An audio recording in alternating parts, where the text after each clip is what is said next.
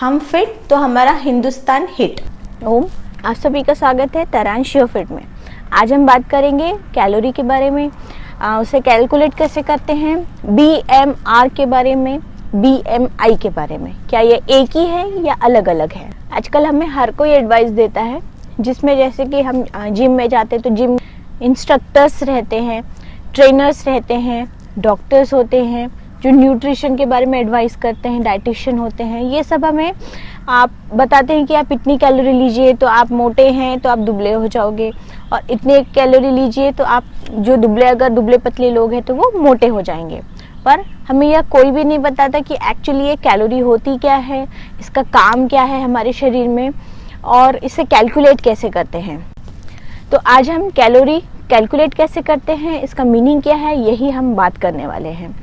हर शरीर के मुताबिक जितना आपका बॉडी वेट है उसके अनुसार और आपकी जो प्रतिदिन की जो शारीरिक गतिविधि है उसके अनुसार आपका कैलोरी इंटेक अलग अलग होना चाहिए।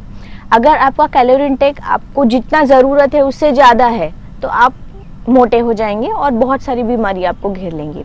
अगर आपका कैलोरी इंटेक आपको जितना ज़रूरत है उससे कम है तो आपका वज़न कम होगा, आपको कमजोरी आएगी, थकान महसूस होगी, उसके कारण भी बहुत सारी बीमारियां हमें पकड़ लेती हैं।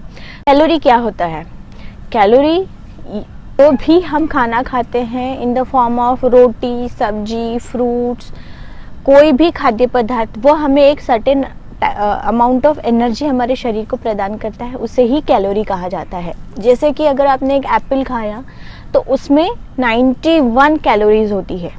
तो यही जो कैलोरी है, मतलब वो हमारे, अगर हम फास्ट करते हैं या हम भूखे हैं और अगर हमें एक एप्पल खाए तो ये इतना 91 जो कैलोरी है, मतलब उतना 91 एनर्जी वो हमें प्रदान करता है। और अगर हम एक रोटी खाते हैं तो एक रोटी में लगभग 70 to 71 इतना कैलोरी हमें मिलता है। तो ये हमें रोटी की काम करने की शक्ति देता है, तो यही कैलोरी कहलाती है। कैलोरी कैलकुलेट करने के समय एक शब्द बहुत आता है कि बसल मेटाबॉलिक रेट। बसल मेटाबॉलिक रेट क्या होता है?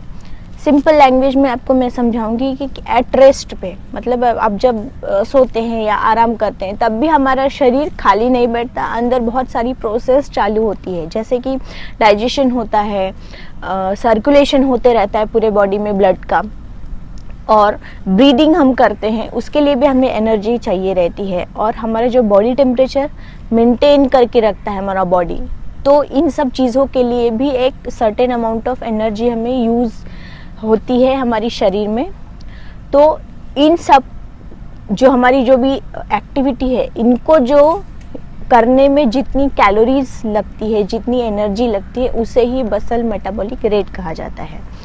गुड बीएमआर कितना होना चाहिए, अगर हमें ये देखना है, ह्यूमन बीएमआर एक जो अच्छा एक बीएमआर हम जो बोलते हैं वो है 1409 किलो कैलोरीज, और फॉर मेन के लिए ये है 1696, दैट इज 1696 किलो कैलोरी। इतना एक मिनिमम जो एक अच्छा बीएमआर जिसे हम बोलते हैं ये होना चाहिए, स्त्री में अलग, पुरुष में अलग। कैलोरी जितना आप ज़्यादा एक्टिविटी होगा उतना अच्छा आपका बीएमआर होगा, जितना आपका पसीना निकलेगा उतनी अच्छा आपका बीएमआर, मतलब आपका मेटाबॉलिज्म अच्छा होगा। सिंपल आपको ये, आपका स्लीप अच्छी होगी, आपका डाइजेशन अच्छा होगा, आपको ब्रीदिंग अच्छी होगी, आपका अंदर सर्कुलेशन अच्छा होगा। तो जितना हमको इंक्रीज करना है बसल मेटाबॉलिक रेट, तो हमें हमारे जो फिजिकल एक्टिविटी है उसे बहुत अच्छा करना पड़ेगा, प्रोटीन डाइट अच्छा करना पड़ेगा, हेल्दी फूड लेना पड़ेगा। तो इन सब चीज़ों से हम अपना बीएमआर बढ़ा सकते हैं। बात करेंगे बीएमआई के बारे में। बीएमआई यानी बॉडी मास इंडेक्स। कई लोगों को लगता है कि क्या बीएमआर और बीएमआई दोनों एक है? नहीं, दोनों अलग है, दोनों में बहुत डिफरेंस है।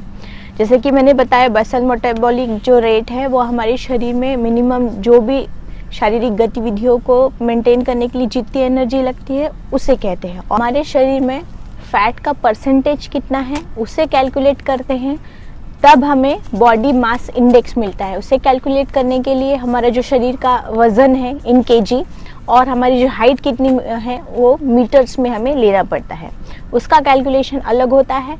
या हम अंडरवेट है या हमारा शरीर नॉर्मल है या हम ओवरवेट है, हम ओबेज हैं, यह पता करने में हमें जो सहायता करता है वो है बॉडी मास इंडेक्स। ये जानते हैं कि हमें कैलोरी को कैसे कैलकुलेट करना है, how to calculate calories. 4 easy steps हैं। सबसे पहला स्टेप है बेसिक कैलोरी नीड, ठीक है। उसे हमें, उसका फॉर्मूला है weight in pounds multiplied by 11। जो 11 है ये कांस्टेंट फैक्टर है। हमारे न्यूट्रिशनिस्ट जो रहते हैं उन्होंने बहुत R&D करने के बाद में ये फैक्टर लिया है, जो कि हमेशा कांस्टेंट रहता है। और जो वेट इन पाउंड्स है वो तो हमेशा वेरिएबल होता है।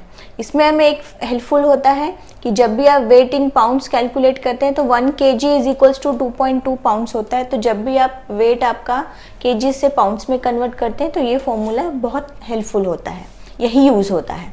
सेकेंड है मेटाबॉलिक रेट, जो कि है बसल मेटाबॉलिक रेट। इससे कैलकुलेट हम कैसे करेंगे, बेसिक कैलोरी नीड यानी फर्स्ट स्टेप का जो ये आंसर आएगा मल्टीप्लाइड बाय एक्टिविटी फैक्टर। तो एक्टिविटी फैक्टर जानने के लिए हम आप वीडियो के आगे जो स्टेप है वो आपको देखना पड़ेगा, जिसमें मैंने आपको पूरा एक्टिविटी फैक्टर्स बताया है। कि फिर नेक्स्ट है थर्ड स्टेप है calorie cost of activity level. जो भी हम एक्टिविटी करते हैं उसका कितना कैलोरी कॉस्ट है, यहाँ हमें हमारा जो बेसिक पर डे कैलोरी हमें कितनी नीड है हमारे बॉडी को वो हमें पता चलता है। तो इसमें है फर्स्ट स्टेप और जो सेकंड स्टेप है दोनों का एडिशन है, यानी basic calorie need plus metabolic rate, दोनों को हम जब हम जोड़ देंगे तो हमारा पर डे कैलोरी नीड हमारे आ जाएगा। यहाँ तक तो सभी का सेम होगा। इसके बाद जो फोर्थ स्टेप है तो वो आपको आपका गोल के हिसाब से होगा, या आपको वेट गेन करना है या वेट लॉस करना है। तो ये फोर्थ स्टेप ऐसा है कि जो थर्ड स्टेप में जितनी भी कैलोरीज आई है जो कि आपकी पर डे कैलोरीज है, उसमें आप अगर प्लस 500 करते हैं यानी जोड़ देते हैं 500 कैलोरीज तो आपका वेट गेन होगा। और अगर आप उसमें से 500 कैलोरीज माइनस कर देते हैं, घटा देते हैं, तो वो आपका वेट लॉस हो जाएगा। तो ये जो बहुत ही सिंपल तरीका है जिससे हम आसानी से हमारे कैलोरी को कैलकुलेट कर सकते हैं। एक्टिविटी फैक्टर कैसे निकालना है या कैसे हमें पता चलेगा कि हमारा एक्टिविटी फैक्टर कितना है, तो हमने ये चार्ट है हमारा एक्टिविटी फैक्टर का। इसमें ये एक्टिविटीज है, मतलब आप सेडेंट्री लाइफ जीते हैं। सेडेंट्री यानी आपका जैसे कि जो बुजुर्ग व्यक्ति हैं या आपका ऑफिस वर्क है जहाँ पे सिर्फ आपको बैठे रहना ही पड़ता है, ज़्यादा आपका शारीरिक गतिविधि नहीं होती, फिजिकल एक्टिविटी नहीं होती, तो वो सेडेंट्री हैबिट्स में आ जाता है। मॉडरेट है यानी थोड़ा थोड़ा आप करते हैं, थोड़ा बहुत चल लेते हैं, ऑफिस में भी थोड़ा चल लेते हैं, यहाँ घर पे भी। उसके बाद आप एथलीट हैं यानी आपका फिजिकल एक्टिविटी बहुत ज़्यादा है, अच्छा है।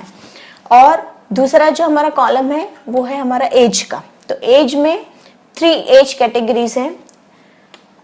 बिलो 30 साल की उम्र से कम, 30 वर्ष से लेके 40 तक यानी 30 to 40 ईयर्स, और अबो 40 के जो है उनके लिए अलग कॉलम है।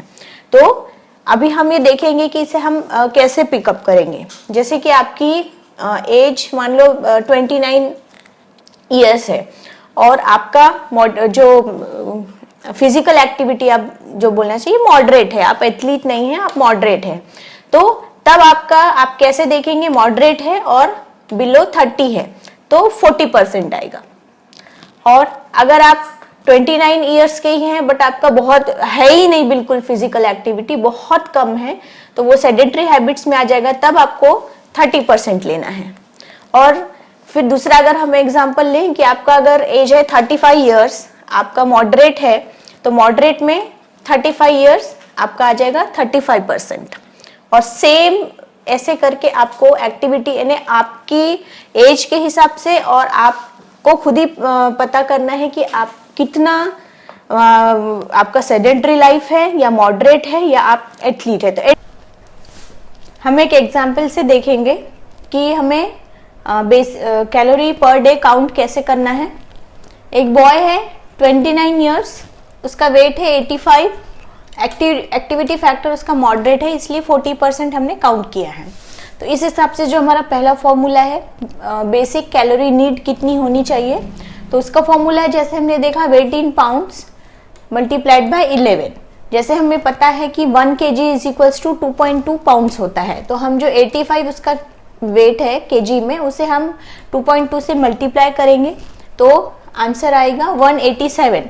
वापस से हम उसे 11 से मल्टीप्लाई करेंगे तो ये जो 2047 कैलोरी जो है ये उसका बेसिक कैलोरी नीड है। इसके बाद हमें सेकेंड स्टेप में जाएंगे, मेटाबॉलिक रेट कितना है, मीन उसका बेसल मेटाबॉलिक कितना है।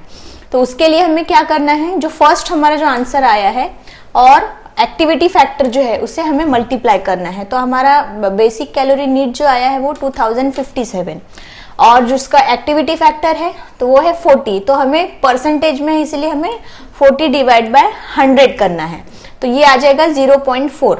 तो जब हम 2057 को हम 0.4 से मल्टीप्लाई करेंगे तो जो उसका मेटाबॉलिक रेट निकलेगा वो रहेगा 823 कैलोरीज।